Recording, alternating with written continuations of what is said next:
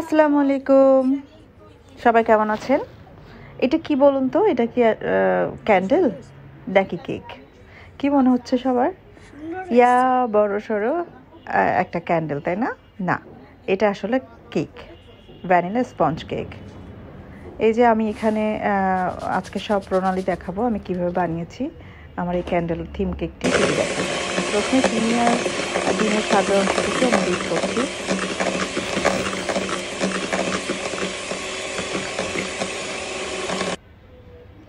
এরপরে কুসুমগুলো আমি দিয়ে দিলাম। আমি 2 পাউন্ড কেকের জন্য 4টা ডিম নিয়েছি, তো 4টা কুসুম দিয়ে দিলাম।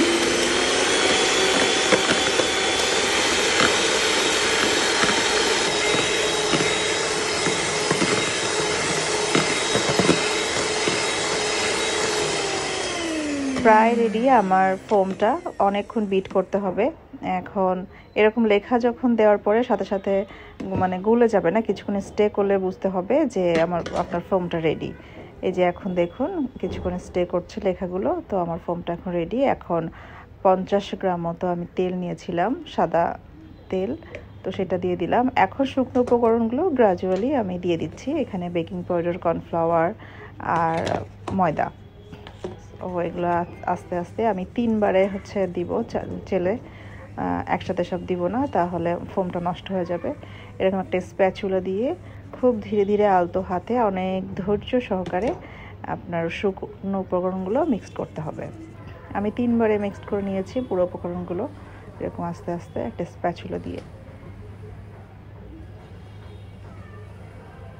আলতো হাতে ধীরে ধীরে সুন্দর করে মিক্সড করতে হবে, যেন কোনোভাবে ফোমটা নষ্ট না হয়ে যায়। ফোম নষ্ট হয়ে গেলে কেকের স্পঞ্জনেসটা কোনোভাবে আসবে না। সো ভালোভাবে এটা খেয়াল রাখতে হবে যেন স্পঞ্জটা নষ্ট না হয়ে যায় বা ফোমটা নষ্ট না হয়ে যায়। এখন আমি যেহেতু ক্যান্ডেল বানাবো, আমি একটা হাইট মোল্ড নিয়েছিলাম। আমার কাছে এর থেকে ছোট মোল্ড আর নাই, সো এটাই লাস্ট ছিল দেখে আমি এই সাইজেরই বানিয়ে ফেলেছি। আর ক্যান্ডেল আরেকটা ছোট সাইজের লাগবে, তো আর ছোট তো নেই দেখে আমি একটা মাগের ভিতরে বসিয়ে দিয়েছিলাম। এখন প্রিহিট করে রাখা ওভেনের মধ্যে আমি আমার কেকের মোল্ডগুলো দিয়ে দিব এবং অপেক্ষা করব 30 মিনিট। 25 থেকে 30 মিনিট বেক করলেই হয়ে যায়। বাস রেডি। কি সুন্দর ফুলের টইটম্বুর দেখেন আমার স্পঞ্জ কেকগুলা। এই যে দেখুন, পুরো মনে হচ্ছে না স্পঞ্জ একটা। পারফেক্ট বিট হইলে এরকম পারফেক্ট কেক হয়। এখন আমি ফ্রস্টিংয়ে চলে যাব। আমি একটা কেক কেটেছিলাম, তো সেটা 4টা স্লাইস হয়েছে, তো সেটা আস্তে আস্তে ফ্রস্টিং করছি। লেয়ারগুলো দেখেন কি সুন্দর ক্লিয়ার বোঝা যাচ্ছে। বাস মোটামুটি রেডি। এটা মোটামুটি মানে ফাইনাল লুক এখনও আনা হয়নি, ফাইনাল লুক একটু পরে আসবে। এখন আগের দিন আমি এটা সেট করার জন্য রেখে দিয়েছিলাম ফ্রিজে,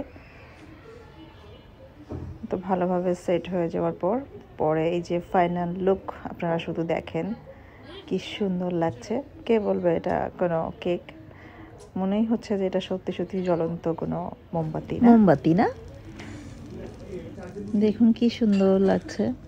এটা আসলে আমারই অ্যানিভার্সারি ছিল, 18তম। তো 18তম বিবাহ বার্ষিকী উপলক্ষে আমি নিজের কেক নিজেই বানিয়েছিলাম। আপনাদের পছন্দ হলে লাইক কমেন্ট করে পাশে থাকবেন। আর এই যে স্লাইস দেখেন কি ক্লিন লেয়ার না, দেখুন লেয়ারগুলো কত ক্লিন। আল্লাহ হাফেজ, ভালো থাকবেন সবাই।